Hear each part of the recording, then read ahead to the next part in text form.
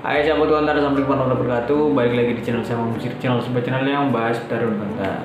Oke ya, ketemu lagi di video saya di channel saya. Gimana nih kabar kalian? Semoga baik-baik aja, dan yang udah punya usaha kontar juga semoga usahanya makin laris dan makin gede ya. Oke bang, akhirnya bisa bikin video lagi ya.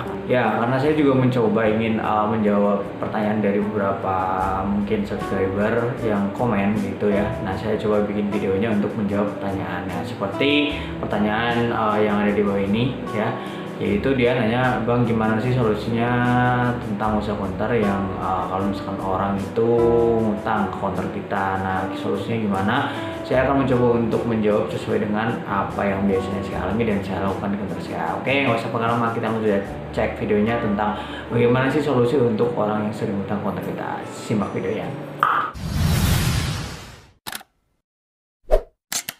Ya, seperti kita tahu ya, usaha konter itu merupakan salah satu usaha yang biasanya itu memang rawan banget untuk orang itu hutang, karena ya kayak toko-toko sembako dan yang lainnya biasanya dia gampang banget untuk misalkan bang pulsa dulu dong gitu, apa kirim pulsa dulu nanti ya sore ke situ, tapi terus 12 hari, 2 hari, 3 hari, 4 hari, 5 hari, dan bahkan mungkin ada yang bertahun-tahun. Di konter saya juga ada sih yang lebih dari 6 bulan lebih sampai sekarang belum dibayar ya, mau gimana lagi ya.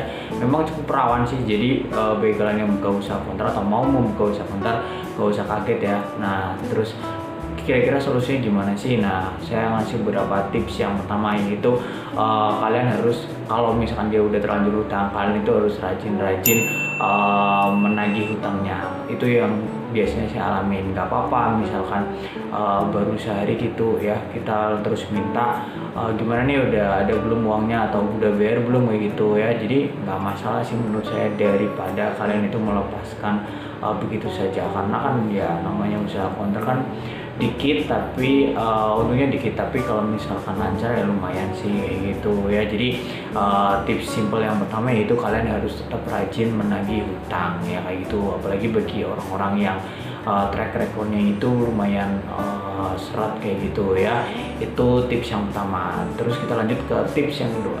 Tips yang kedua yaitu kalian harus benar-benar mencatat hutangnya. Jadi siapa, tanggal berapa, dan berapa nominalnya itu tetap kalian harus benar-benar mencatatnya. Karena apa? Karena bisa saja nanti kalau misalkan hutangnya udah kelamaan, terus tiba-tiba orangnya itu datang lagi, terus kalian nagih, mas hutangnya yang kemarin belum ya. Nah terus kalian nggak punya catatannya, maka kalian akan repot. Bisa saja kalau misalkan orang itu misalkan tanda petik itu jahat ya, nggak mau mengakuin ya, kalian susah untuk memberikan alasannya. Tapi kalau misalkan kalian mencatatnya, tanggalnya berapa, terus nominalnya berapa, kayak gitu, itu agak mending ya dibandingkan kalian nggak mencatatnya. Ya emang agak sedikit perlu ekstra ya, tapi itu lebih aman jika memang orang itu agak lama membayarnya ya. Jadi kalau misalkan kalian mencatat itu akan lebih baik ya. Jadi itu tips yang kedua, yaitu kalian harus tetap mencatatnya dengan detail ya, mulai dari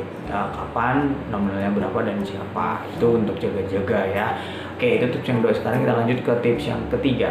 Nah untuk tips yang ketiga ini khusus bagi kalian yang belum belum mengasih utang. Menurut saya sih mending kalian nggak usah ngasih utang. Nah nanti, tapi jangan kaget juga. Biasanya kalau awal-awal misalkan kalian mau ngasih utang ya, entah itu voucher, entah itu pulsa, itu akan baik ya. Tapi ketika kalian itu nggak ngasih, biasanya orang ini bisa jadi beda kalian, bisa jadi agak malas minum kalian. Tapi nggak usah kaget sih, nggak usah masalah kayak gitu. Nanti juga perlahan-lahan orang-orang atau dia itu bakal terbiasa, oh di tempat dia mah nggak bisa utang. Nah itu akan lebih baik, nggak usah khawatir dia itu nggak bakal beli ke kamu. Toh kalau misalkan dia beli ke kamu juga dia hutang, barang kamu hilang, terus kamu nggak dapat pendapatan juga, itu lebih rugi kan. Mending kamu misalkan dia nggak beli, barangnya tetap masih ada, ini bisa dibeli sama orang lain yang nggak berhutang kayak gitu. Jadi tips yang ketiga sih mending jaga-jaga aman aja, mending nggak usah ngasih utang ya gitu ya. Oke, kurang lebih itu tips singkat, semoga memuaskan bagi kalian yang mau menambahkan. Boleh banget sih, mungkin ada trik-trik lain yang kalian bisa lakukan, boleh diisi di kolom komennya.